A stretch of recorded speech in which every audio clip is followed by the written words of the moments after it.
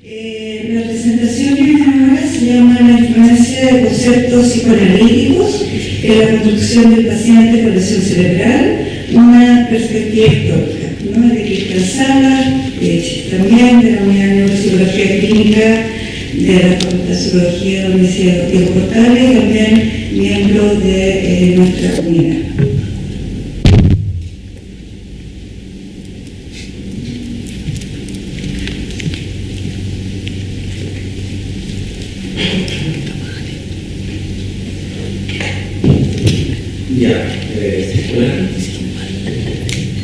Bueno, gracias a Rui por de alguna manera mostrarle a ustedes un poco cuál es el sufrimiento de muchas de las personas con lesión cerebral. Yo creo que es una muy buena revisión y un caso hermoso que van a contrastar con la árida charla que voy a tratar de compartir con ustedes.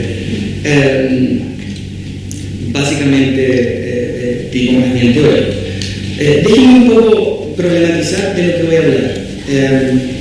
Lo primero es señalar de que la historia de la relación entre lesión cerebral, psicoterapia y rehabilitación es muy antigua.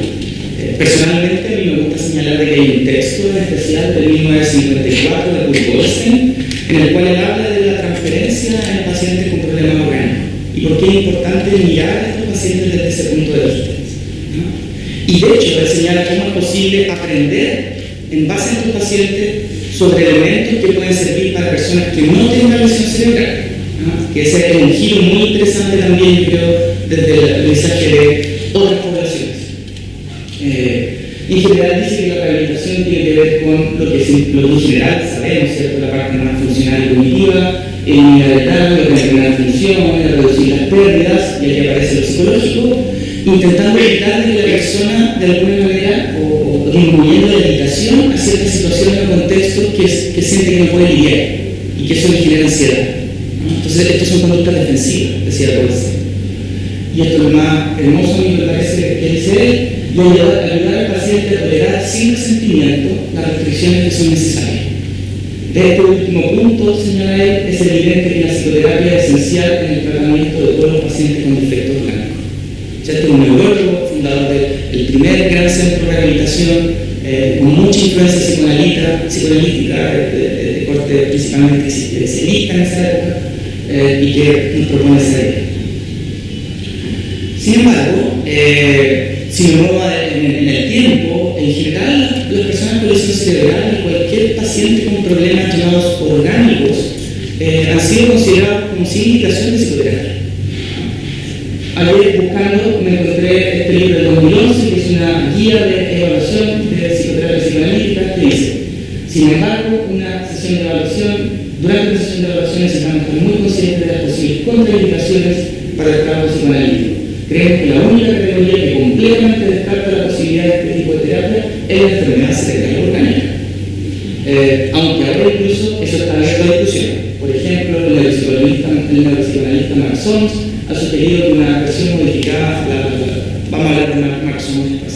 Pero en general me parece que esta frase grafica también una creencia cultural de que hay algo en personas con trastornos neurológicos y orgánicos, ya sea lesión cerebral, demencia, por ejemplo, que lo hace como no calificables para psicoterapia y menos para psicoterapia psicoanalítica, ¿cierto? Como también hay un tema ahí de hacemos otra cosa. Algunos colegas piensan. Ahora, la bajada de ideas psicoanalíticas a la rehabilitación neuropsicológica, que más bien ya estamos hablando del campo especializado en cómo se le ayuda a personas y familias con lesión cerebral a volver a funcionar con la vida, no ha sido muy buena. Este es un capítulo escrito por uno de los próceres de la rehabilitación neuropsicológica en el mundial, que es Barbara Wilson, y se llama si el psicoanálisis y la neuropsicología son compatibles. Y entre muchos de los argumentos que ella ofrece, que más bien yo creo refleja una perspectiva personal, que tiene que ver también con un desconocimiento un poco del psicoanálisis, señala de que los procesos inconscientes son irrelevantes para la rehabilitación neuropsicológica, y que los problemas emocionales después de una lesión cerebral no se relacionan con las relaciones de infancia. O sea, las personas con lesión cerebral tendrían problemas emocionales, pero eso no tendría ninguna conexión con la historia de la persona, ¿cierto? Es importante mencionar esto porque de alguna manera lo que aquí ocurre es que hay ciertos imaginarios respecto al psicoanálisis, la terapia psicoanalítica que generan resistencia en la comunidad, en el mainstream de la comunidad en rehabilitación. Sin embargo, a través de los años, y este es el corazón un poco de la presentación, hay autores, neuropsicólogos, psicólogos clínicos, que han tratado de considerar algunas ideas psicoanalíticas clásicas para entender y diseñar procesos de rehabilitación de mejor calidad para personas con lesión cerebral. Entonces me gustaría que avanzaran por tres ideas que a mí me parece que son potentísimas y que han marcado una gran diferencia en el pensamiento de cómo vemos las personas con lesión cerebral. Lo primero es un poco lo que dejó dando bote la pelota de Rodríguez, ¿cierto? Es que la lesión cerebral altera el significado vital, ¿cierto? Esto de la reconstrucción del significado. Más allá de los síntomas, de no poder trabajar, de la ansiedad, ¿cierto? Hay algo profundo que tiene que ver con que la vida se corta. Y hay un trauma gigantesco que tiene que ser abordado. Y aquí las dos palabras claves que el psicoanálisis incorpora es simbolismo y psicohistoria. Esos son los dos grandes conceptos que hay. Especialmente de la mano de Rubin, estaría de acuerdo, es nuestro padre, el padre de todas las cosas en rehabilitación neuropsicológica, el autor que trajo la idea psicoanalítica por ahí por los 80. Y hay dos ideas que principalmente son importantes. Lo que Rudy ya señala, citando a Prigatano, ¿cierto?, de que desde una mirada psicoanalítica tenemos que enfocarnos en el sentido, en el significado. La experiencia subjetiva de cada persona respecto a qué significa, por ejemplo, no poder trabajar, qué significa no poder caminar, qué significa no poder encontrar palabras. ¿Ya? Eso es algo profundamente individual y eso está profundamente arraigado en la historia de cada uno, el significado que le den. Y una idea también que Prigatano ha desarrollado es la idea de que lo primero que tenemos que hacer en la rehabilitación es entrar en la experiencia fenomenológica del paciente, lograr meternos de alguna manera y lograr ver el mundo como el paciente lo está viendo. Eso es algo en lesión cerebral y en trastornos orgánicos muy complejo, porque nuestra mente normotípica nos prejuicia respecto a maneras de cómo las cosas funcionan. Nuestra mente normotípica es abstracta, es fluida, puede hacer muchas cosas a la vez, por lo tanto nos cuesta empatizar, ¿cierto?, o tratar de siquiera entender intelectualmente cómo ese individuo está percibiendo y relacionándose con el mundo. Les doy un ejemplo, que es uno de mis ejemplos más favoritos. Esta es una encuesta a terapeutas que trabajaban en rehabilitación cerebral y se les pregunta cuál es su experiencia principal en relación a distintos problemas típicos de lesión cerebral. Por ejemplo, que el paciente tiene una falta de insight. ¿Y qué es lo que tenemos acá? Frustración. O que el paciente tenga problemas de memoria. ¿Qué es lo que sienten los terapeutas? Frustración. O que el paciente sea concreto y flexible. ¿Qué es lo que sienten los pacientes? Frustración. O que tenga problemas de concentración. Frustración. O tenga problemas de lenguaje. Frustración. Estos pacientes generan alta frustración y la frustración nos impide entrar en la experiencia, ¿cierto? Implica que la relación con el paciente, ¿cierto?, el vínculo, de alguna manera, algo ahí no nos deja. Y lo que hablaba Rudy, problemas conductuales, ansiedad, miedo y rabia. Entonces, entrar en la experiencia fenomenológica del paciente es súper complejo, es difícil y toma a veces mucho tiempo el poder, como dice Rudy, dejar de sacarse los prejuicios y ver lo que está ahí. En ese sentido, Prigatano se dio cuenta, y esta es su gran contribución, de que los pacientes, a pesar de que tenían problemas, pedían ayuda y que de alguna manera empezaban a elaborar lo que les ocurría. Y el gran descubrimiento especialmente tiene que ver con que muchos de esos pacientes empezaron a traerle obras de arte, dibujo, por ejemplo. Y a pesar de que ellos no podían articular lo que les estaba ocurriendo, la pérdida, ¿qué era lo que perdían? ¿Qué era lo que los tenía tristes, ¿cierto? ¿Qué era lo que los tenía ansiosos? De alguna manera el organismo lograba simbolizar. Esta es una idea, no sé si ustedes son familiares, pero es una idea profundamente junguiana. Jung dice que el hombre es un hombre simbólico y que la actividad simbolizadora es una actividad espontánea que hacemos aunque no queramos.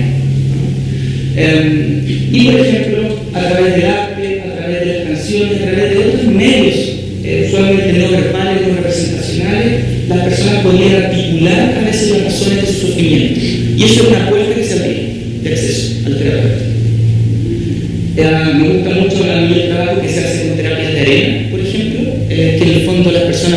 construyendo escenarios, y esos escenarios son reflejos del mundo interno, y que se van generando cada sesión distintos escenarios, se conversa coincidente con nuestro cerebro.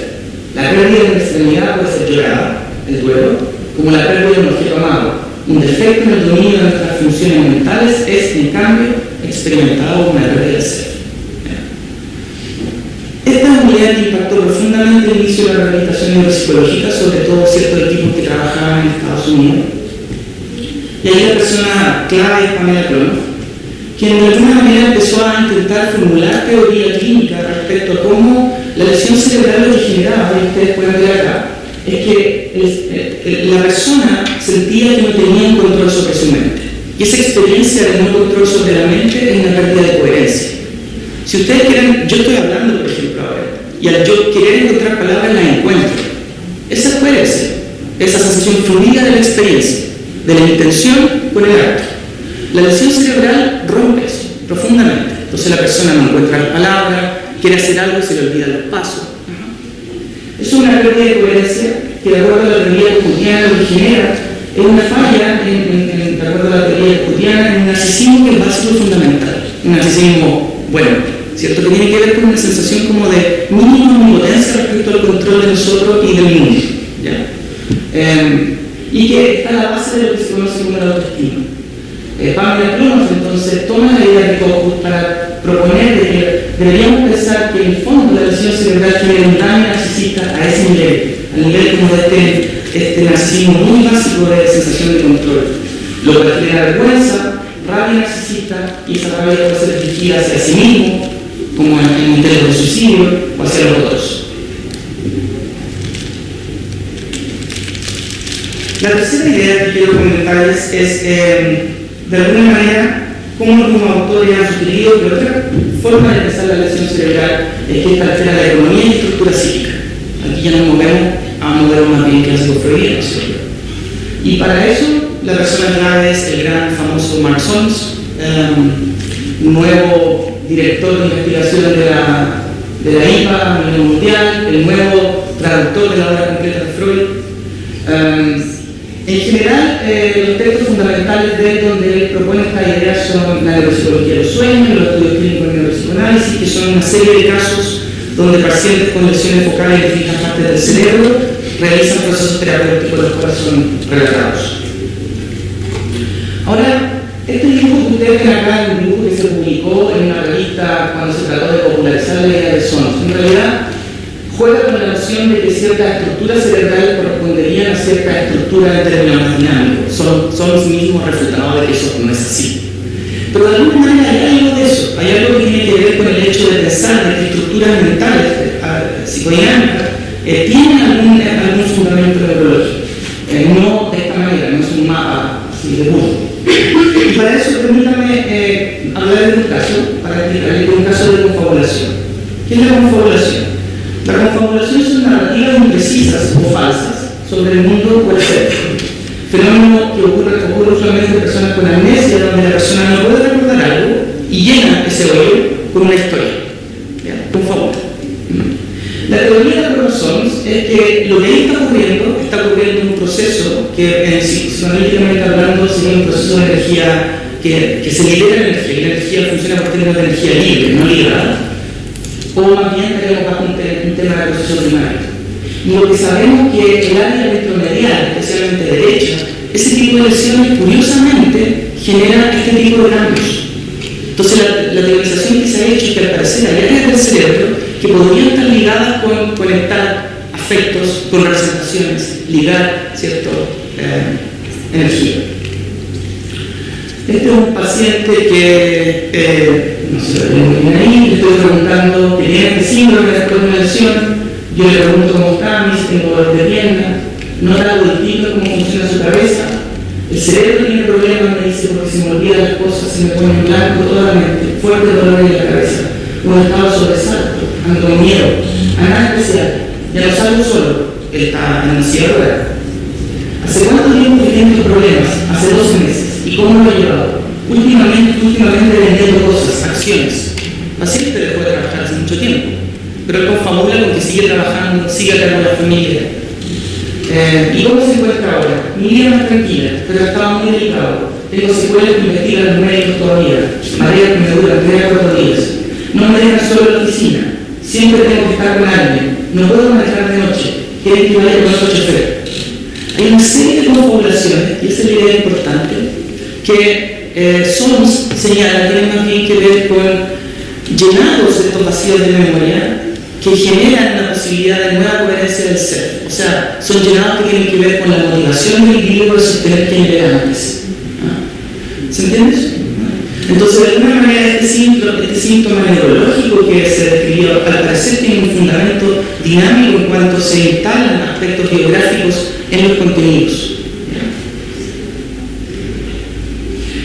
¿Cuál es el impacto de esto? El impacto de esto es que, por ejemplo, hay doctores que han propuesto que para trabajar con estos pacientes es como trabajar en sesión como con un sueño. Uno debería escuchar a estos pacientes, más bien la corriente de significados que va detrás de esta asociación que parece irreal, ¿cierto? De cosas que en realidad no están ocurriendo. Porque el cuidado estándar, el neurológico, es que un paciente psicótico y que hay que comunicarlo. Verso y ahora construir significados en base a, de alguna manera, estos elementos que empieza a presentar. Eso me lo paso. Y el último punto que quiero hacer.